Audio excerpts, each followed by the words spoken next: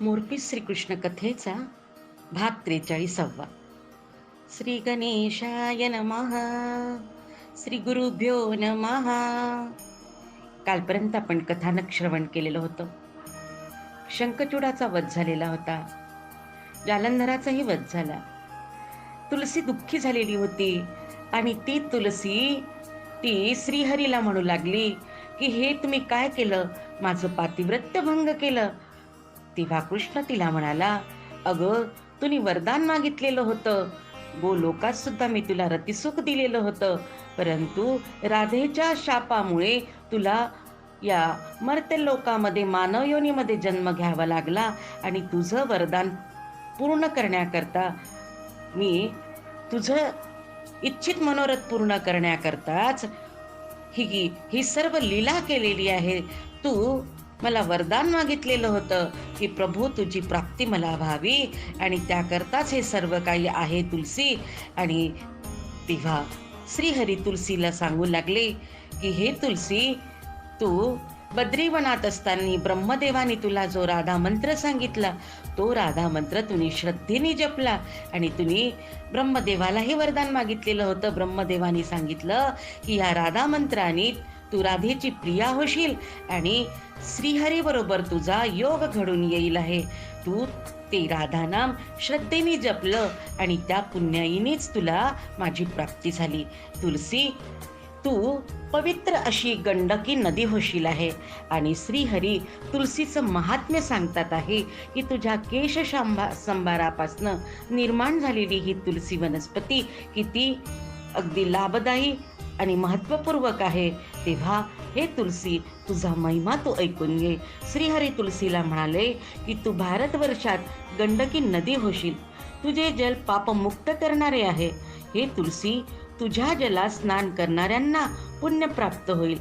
तुझा केशसंभार पुण्य वृक्षाप्रमाणे होईल. तू तुलसी नावाने प्रसिद्ध पावशील. तू पुष्पात श्रेष्ठ होशील. गोलोकात विरजा नदीच्या तीरावर, तर वृंदावनातील रासमंडलात, चंपकवनात, चंदनवनात सर्व ठिकाणी तुझे पुण्यकारक वास्तव्य राहील. हे तुलसी, तुझे मूळ पुण्यक्षेत्र होईल आहे. हे तुलसी, जे कोणी तुलसीपत्राने अभिषेक करतील आहे त्यांना पुण्यक्षेत्रातील स्नानाचे अधिक पुण्य असे मिळेल आहे. हजारो अमृत घटापेक्षा एक तुलसी दलानी माझी पूजा करतील आहे त्यांनी मी तृप्त होईल आहे, प्रसन्न होईल आहे. तुलसी, की ज्या वेळेला सत्यभामेने तुला केली, एका पारड्यामध्ये सुवर्ण ठेवलं होतं आणि एका पारड्यामध्ये माझी मूर्ती ठेवली होती, म्हणजे मला बसवलेलं होतं, तेव्हा ती तुला काही पूर्ण होईना. परंतु ज्या वेळेला त्या तुलेमध्ये तुलसी दल ठेवण्यात आलं तेव्हा ती तुला पूर्ण झाली आणि तुलसी दलाचं पारडं हे भारी झालं. तेव्हा हे तुलसी, की तुझं महत्त्व तू जाणून घे. 1000 गोदानाचं पुण्य कार्तिक महिन्यामध्ये प्राप्त होतं. तुझ्या तुलसीपत्र वाहिल्याने एवढं पुण्य भक्तांना प्राप्त होतं की हजारो गायी ब्राह्मणांना दान दिल्याचं पुण्य त्यांच्या पदरी मिळतं. एवढं तुझा महिमा आहे. आणि मृत्यूसमयी तुलसीपत्राचे उदक म्हणजे पाणी की त्या मृत व्यक्तीच्या मुखामध्ये घातल्या असता त्याला ते पाणी प्राप्त झालं, म्हणजे तुलसी जल प्राप्त झालं तर त्याला मुक्ती मिळत असतं. आणि म्हणूनच की ज्या वेळेला आपल्याला कळतं की या व्यक्तीचं आता काही बरं नाही, राम नाही, तेव्हा त्या व्यक्तीच्या मुखामध्ये तुलसी जल त्याला पाजलं जातं. या मागील तीच धारणा आहे की त्याला मोक्षाची प्राप्ती होते, त्याला वैकुंठ धामाची प्राप्ती होते आणि भगवंताचं नावही त्याच्या कानामध्ये घेतलं जातं.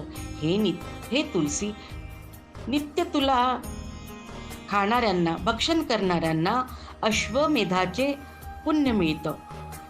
तुलसी ही महान गुणकारिक वनस्पती आहे. तिचं सेवन करणाऱ्यांना अनेक रोगापासनं ती मुक्त करते. आणि हे तुलसी, वात, कफ, त्वचेचे विकार, हे सर्व काही विकार तुझ्या सेवनाने नाहीसे होतील आहे. हे तुलसी, तू गोलोकातही नित्य माझ्याबरोबर क्रीडा करशील.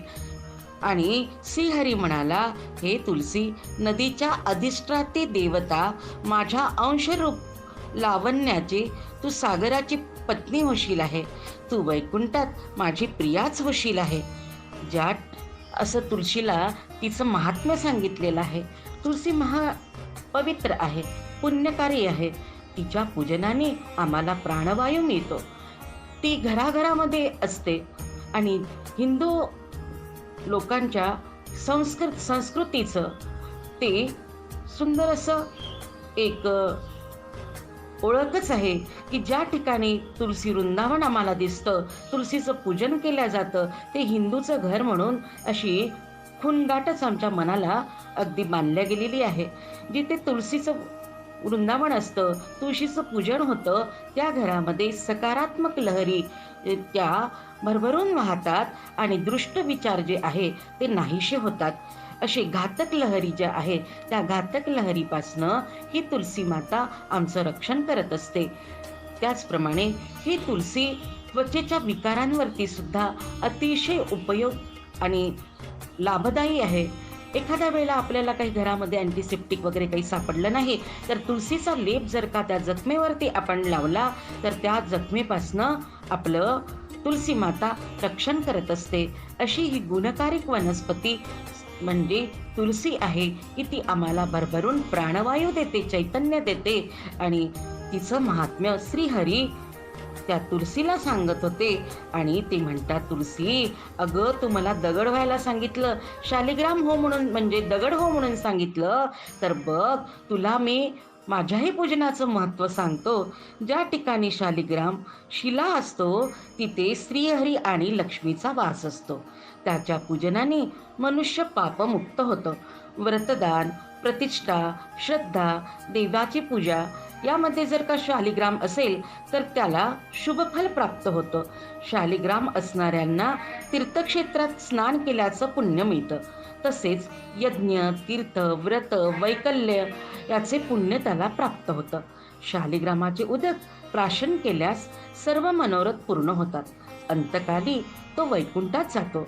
शालिग्राम, तुलसी, शंख यांनी जो पूजा षोडशोपचारे करतो त्यांना एकत्रित आणतो आणि त्याची मनोभावे पूजा करून तुलसीचं स्तोत्र, त्याचप्रमाणे श्रीहरीची प्रार्थना करतो, त्याला महायज्ञाची प्राप्ती होते.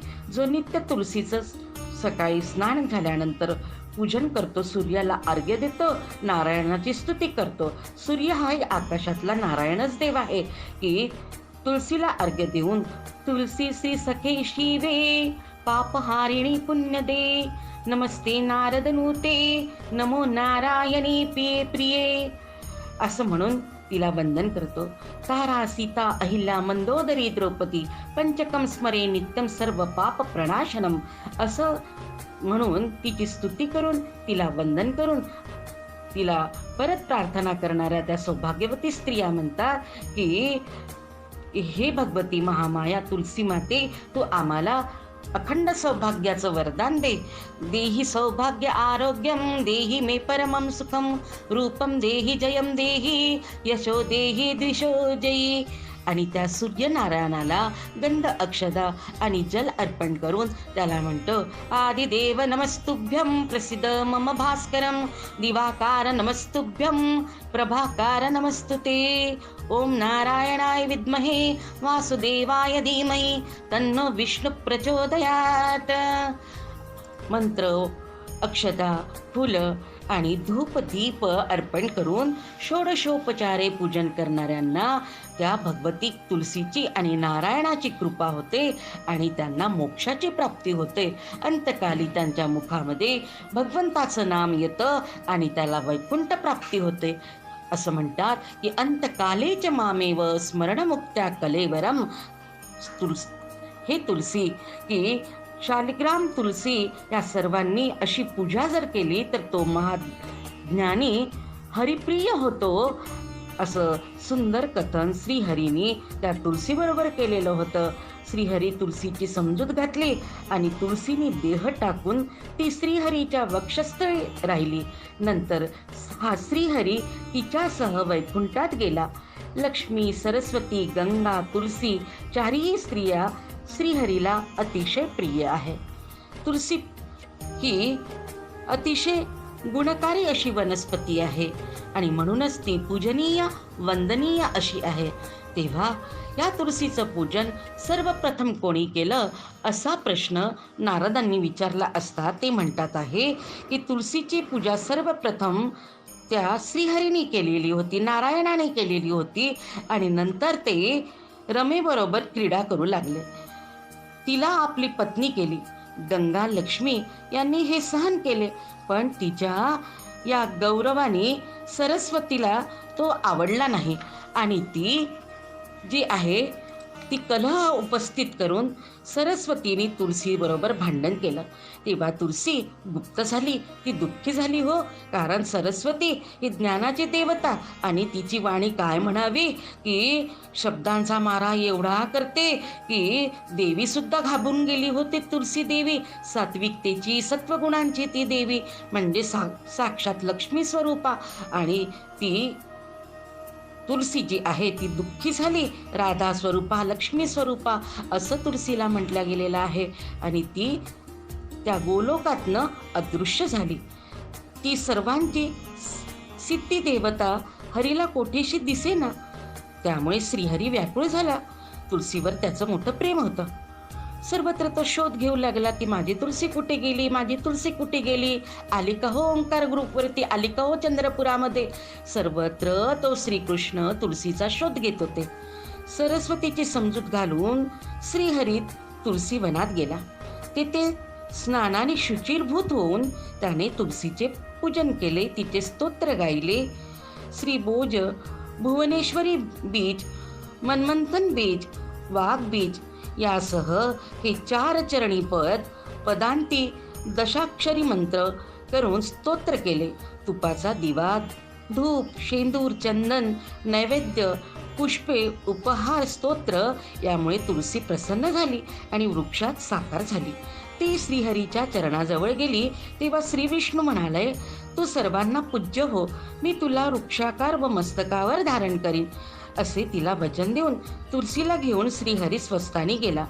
प्रथम विरहाने व्याकुळ झाल्यावर भगवान तिला म्हणाला, वृंदावरूपी वृक्ष एकत्र आल्यावर माझी प्रिया वृंदा हिला हाका मारतात. मी तिचे भजन करतो. मी जिथे वस्ती करतो त्याला वृंदावन असं म्हणतात. त्या सौभाग्यवतीची मी भक्ती करतो. मी विश्वपूजिता असून तिच्यामुळे अनेक विश्व ब्रह्मांडे पवित्र झालेले आहे. ती विश्वपूजिता आहे आणि तिच्यामुळे सर्व पवित्र होतं. तिच्या वाचून इतर पुष्पांमुळे देव संतुष्ट होत नाही. तिच्या भक्तीमुळे सर्वांना आनंद मिळतो, म्हणून ती नंदिनी या नावाने प्रसिद्ध होईल. तिला कुठेही तुलना नसल्यामुळे तिला तुलसी असं म्हटलं गेलेलं आहे. ती कृष्णाची प्रिया आहे, म्हणून ती कृष्णजीविनी आहे. ती माझे रक्षण करो अशा रीतीने स्तवन केल्यानंतर त्याने आपल्या चरणाजवळ तुलसीला अवलोकन केले. त्या मानी प्रियेला त्याने वक्षस्थली स्थान दिले. सरस्वतीच्या आज्ञाने तिला वैकुंठास आणले. नंतर तिचे सख्य करून दिले. तेव्हा सरस्वतीनेही तिला जवळ घेतले. लक्ष्मी, गंगा, सरस्वती यांनी त्या साध्वीला आनंदाने घरात घेतले. वृंदावनी, विश्वपूजिता, विश्वपाविनी, पुष्पसारा, नंदिनी, तुलसी, कृष्णजीविनी वगैरे नावांनी ही तुलसी तिची पूजा केल्याने मोक्षाची प्राप्ती होते. तुलसीच्या जन्माच्या वेळेला श्रीहरीने तिची पूजा केली, म्हणून तिची पूजा करणाऱ्यास विष्णुलोक प्राप्त होतो. कार्तिकात वैष्णवाला तुलसीपत्र दान केल्यास 10,000 गायीचे दान केल्याचे पुण्य मिळते. तिचे स्तोत्र म्हणणाऱ्यास पुत्र प्राप्त होतो. शिवाय त्याला पुण्याची प्राप्ती होते. शिवाय जो कोणी इच्छा करेल त्याचं इच्छित मनोरथ पूर्ण होते. असे श्रीहरीने तुलसीचे महात्म्य सांगितले. वेदातील कण्व शाखेत असे सांगितले आहे की आव्हानाशिवाय तुळशीचे पूजन करावे म्हणजे पापनाश होतो.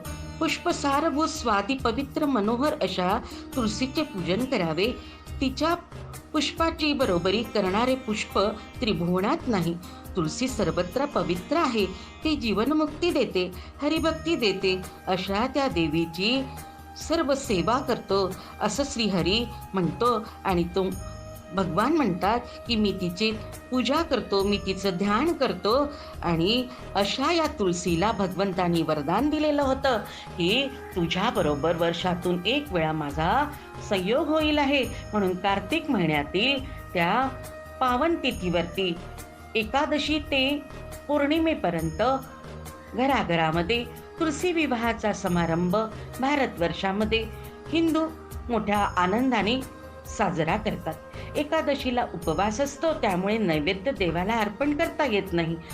त्यामुळे कार्तिक शुद्ध द्वादशी ते पौर्णिमा हे उत्तम मुहूर्त समजला जातो. भक्तिरूपी तुलसी आहे. ही भक्ती सतत जी भगवंताबरोबर आमचा संयोग घडून आणते, अशी ती पवित्र तुलसी भगवंताला अतिशय प्रिय आहे. ते तुलसी वृंदावन भक्तीचं वृंदावन आहे. तिला राधा स्वरूप मानून, भक्ती स्वरूप मानून, लक्ष्मी रूप मानून त्या तुलसीला नववधू समाने सजवल्या जातं. तिला सुंदरशी ओढणी, तिला साडी नेसवल्या जातं, ओढणी ओढल्या जातं, कांकणं भरली जातात. गळ्यामध्ये तिच्या सौभाग्याचे अलंकार तिला अर्पण करतात. कापसाचं वस्त्र तिला अर्पण करतात. नथनी, मंगळसूत्र, जोडवे, ओटीचं साहित्य, की खना नारळाने त्या तुळशीची ओटीही भरतात. आणि ते वृंदावन फुलांनी, आंब्याच्या पानांनी सजवल्या जातं. दीपशाखा प्रज्वलित करतात.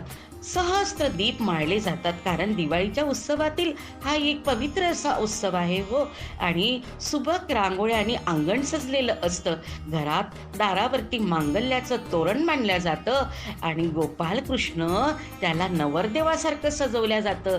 जाई जुईच्या फुलांचे हार त्याला घातले जातात.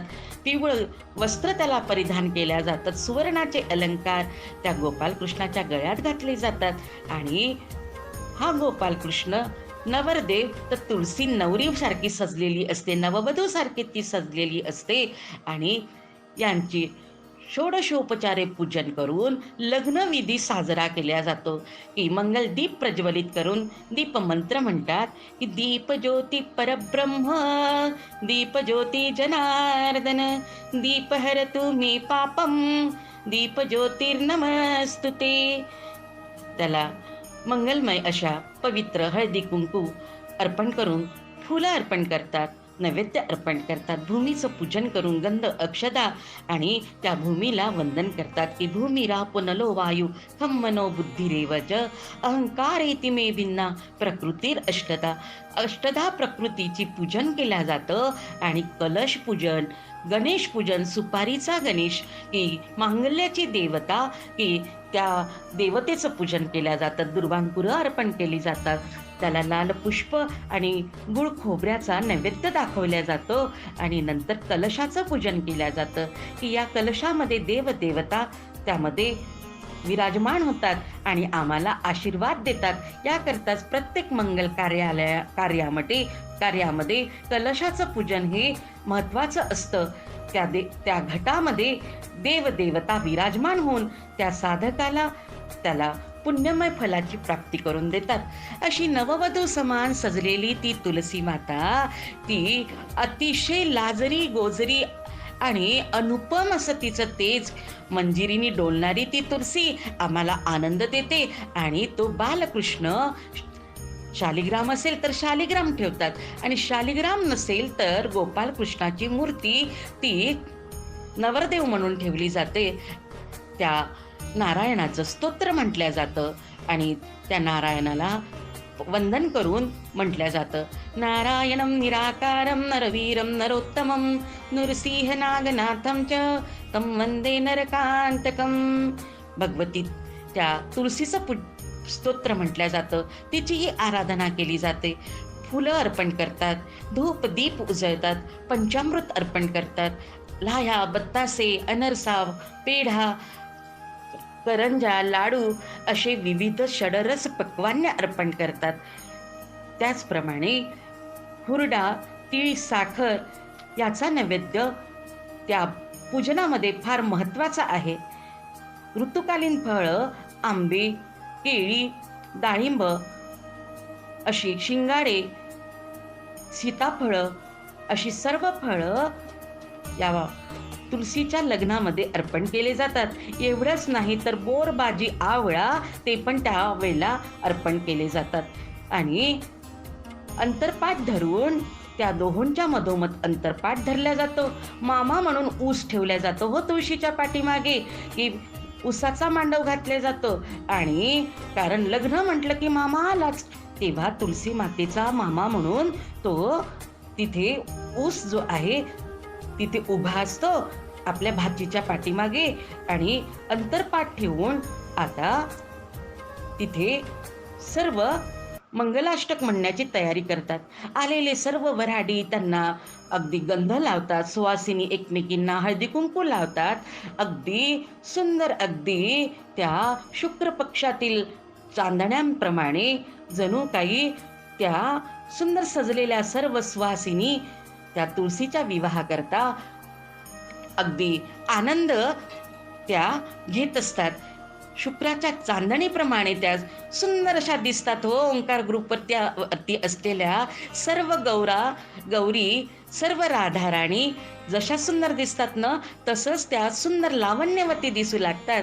आणि तिथे मंगलाष्टक म्हणतात. सर्वांनी आपल्या हातामध्ये भक्तिरूपी, मनरूपी अक्षता घेतलेल्या आहे आणि मंगलाष्टक भटजी मोठ्या श्रद्धेने म्हणतात आहे. आपण पण ते श्रवण करूया.